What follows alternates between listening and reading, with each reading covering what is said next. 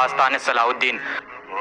दोस्तों, सुल्तान सलाहुद्दीन अय्यूबी दुनिया के सबसे महान जंगजुओं में से एक हैं। सुल्तान सलाहुद्दीन अय्यूबी की पैदाइश 1138 में टर्किट में हुई थी। उस वक्त उनके वालिद नजमुद्दीन टर्किट के हुक्मरान थे। दोस्तों, सुल्तान सलाहुद्दीन अय्यूबी ने सारी जंगी सलाहियत अपने वालिद से ही सीखी। सुल्तान सलाहुद्दीन अय्यूबी एक बहुत ही होशियार इंसान थे जिन्हें अमन पसंद था और वो कभी भी लड़ाई करना नहीं चाहते थे। लेकिन सलाहुद्दीन अय्यूबी की जिंदगी ने मोड़ तब लिया जब वो अपने चाचा के साथ इजिप्ट गए और वहाँ के दुश्मनों से उन्होंने जंग भी करी।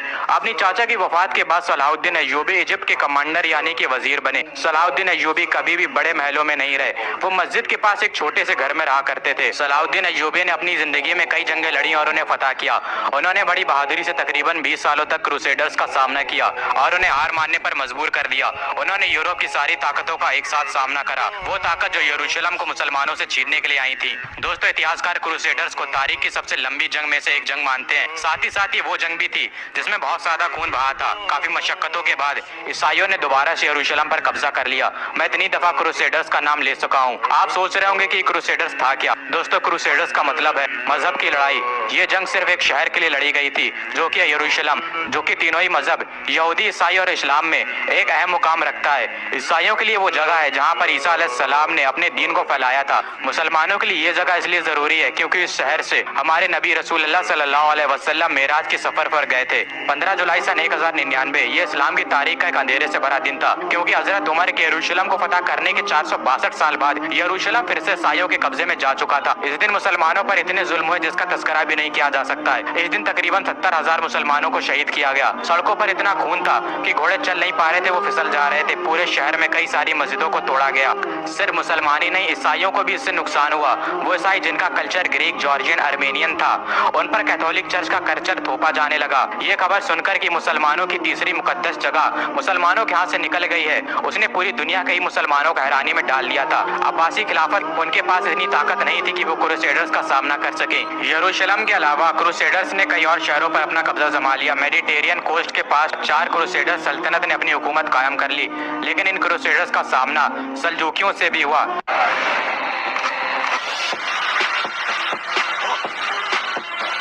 जिन्होंने इन्हें पीछे हटने पर मजबूर कर दिया। और सल्जूक जो कि बहुत खतरनाक थे, सल्जूकियों ने क्रूसेडर्स को बेहद बुरी तरह तबाह कर दिया और ना जाने कितने क्रूसेड्स के सिपाही इसमें मारे गए। इसके बाद हमारी कहानी में सलाहुद्दीन अय्यूबी आते हैं। बचपन से ही बड़े होशियार और बहादुर किस्म के इंसान थे। उन्होंने अपने वक्त के बेहतरीन इस्लामिक स्कॉलर से अपनी तरबियत हासिल की। अगर देखा जाए तो शुरुआत में सलाहुद्दीन अय्यूबी का मन इस्लामिक स्टडीज और पढ़ाई में ज्यादा लगता था, लेकिन उनके चाचा ने उन्हें इजिप्ट भेज दिया। इस वक्त सलाहुद्दीन अय्यूबी बेहद जवान थे। जब 1169 में सलाहुद्दीन अय्यूबी ने इजिप्ट में वजीर की गद्दी को संभाला तो इनकी मजहबी तालीमात ने इनकी गवर्नमेंट पॉलिसीज को बहुत मुतासिर किया। लेकिन एक शख्स जिसे सलाहुद्दीन अय्यूबी की बढ़ती हुई ताकत पसंद नहीं आ रही थी, वो थे नूर अल दीन, जो कि शाम में थे। इजिप्ट और शाम के लोगों को लगने लगा था कि इन दोनों के बीच जंग होना तय है, लेकिन ऐसा नहीं हुआ और 1174 में जंगी बीमारी से चलते वफात पा जाते हैं, जिसके बाद सलाहुद्दीन अय्यूबी की हुकूमत इजिप्ट के साथ साथ सीरिया पर भी कायम हो जाती है।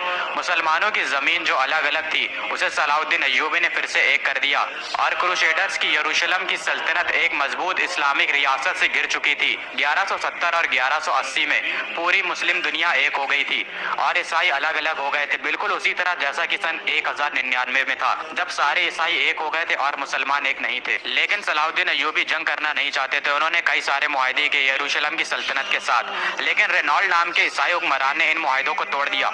उसने कई सारे मुसलमानों का खून बहाया, यहाँ तक कि वो मक्का पर हमला करने की तैयारी करने लगा। जिसके बाद 1180 के दशक में सलाहुद्दीन अय्यूबी की फौज ने इन क्रूसेडर्स का मुकाबला किया और इन्हें पीछे हटने पर मजबूर कर दिया। इसके बाद तो मुसलमानों और ईसाइयों में दुश्मनी बढ़ती गई और बात जंग तक पहुंच गई और सलाहुद्दीन अय्यूबी और यरूशलेम की सल्तनत के बीच जंग होना तय हो गई और 1187 में ये जंग लड़ी गई, जिसे आज हम हत्तीन की जंग के नाम से जानते हैं। और इस जंग में सलाहुद्दीन अय्यूबी ने क्रूसेडर्स को खत्म करके रख दिया और फिर से मुसलमानों ने यरूशलेम को फतह किया, जिसका इंतजार मुसलमानों को पिछले 88 सालों से था।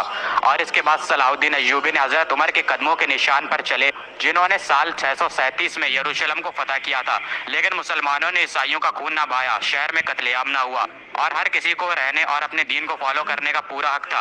अब जो यरूशलेम था वो पूरी तरह से मुसलमानों के कब्जे में आ चुका था, तो जाहिर सी बात है ये खबर सुनने के बाद ईसाइयों को गुस्सा आना लाजमी था। यूरोप में उन्होंने अपनी फौजों को इकट्ठा करना शुरू कर दिया। जर्मनी और फ्रांस के हुक्मरानों ने अपनी फौजें तैयार करना शुरू कर दी कि हमें फिर से यरूशलेम को वापस लेना है। और इंग्लैंड بیزنटाइन के हुक्मरान रिचर्ड ने भी अपनी एक बहुत बड़ी फौज तैयार कर ली, लेकिन उन्हें क्या पता था कि उनका मुकाबला सलाउद्दीन अय्यूबी से। उन्होंने कई सारी जंगें सुल्तान के खिलाफ लड़ी और भारी नुकसान इन्हें उठाना पड़ा, लेकिन अब मुश्किल बढ़ने वाली थी क्योंकि अब पूरे यूरोप की सारी फौजें मुत्तहिद होकर आ गईं और सलाउद्दीन अय्यूबी से मुकाबला करने के लिए। सलाउद्दीन अय्यूबी की फौज जो अब तक सलेबियों का सामना कर रही थी वो अब थक चुकी थी और उनके पास खाने के लिए भी कुछ नहीं बचा था, जिसके बाद ये तय हुआ कि अब और खून नहीं बहेगा और किसी का भी कत्ल नहीं किया जाएगा। एक मुआहिदा हुआ जिसके तहत सुल्तान को 2 लाख सोने के पीसेस देने थे। थोड़ी देर हो गई जिसकी वजह से गुस्से में आकर रिचर्ड ने बेबस मुसलमानों का कत्लेआम किया। जब ये खबर सलाउद्दीन अय्यूबी को पता चली तो उन्हें बहुत गुस्सा आया और उन्होंने मुसलमानों के खून का बदला लेने की कसम खाई।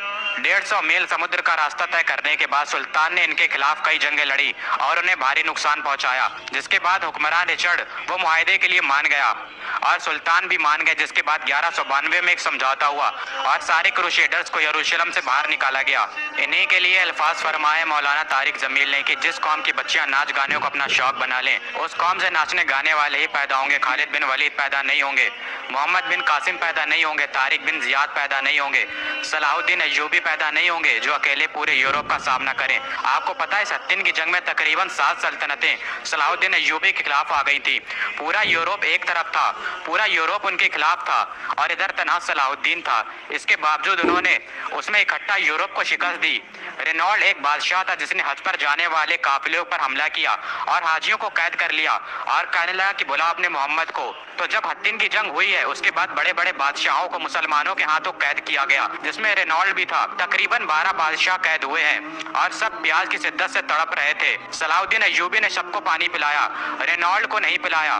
तो उनमें से एक जो हुक्मरान था उसने अपने में से थोड़ा सा पानी बचाकर रेनॉल्ड को दे दिया। तो सलाहुद्दीन अय्यूबी ने कहा कि ये पानी तुम पिला रहे हो, मैं नहीं पिला रहा हूँ, क्योंकि इस्लाम में जब आप पानी पिलाते हैं तो ये अमन की निशानी होती है।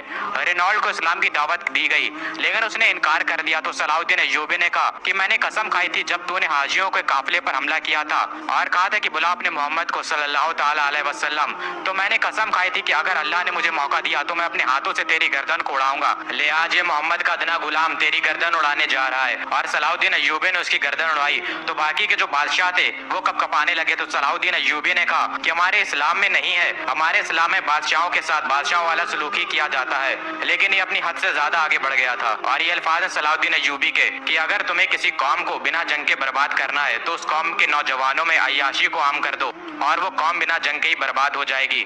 आप ध्यान दीजिए, जब तक मुसलमानों ने दीन के रास्ते पर हुकूमत की है तब तक शान से हुकूमत की है, लेकिन फिर उसके बाद मुसलमान अय्याशियों में डूब गए।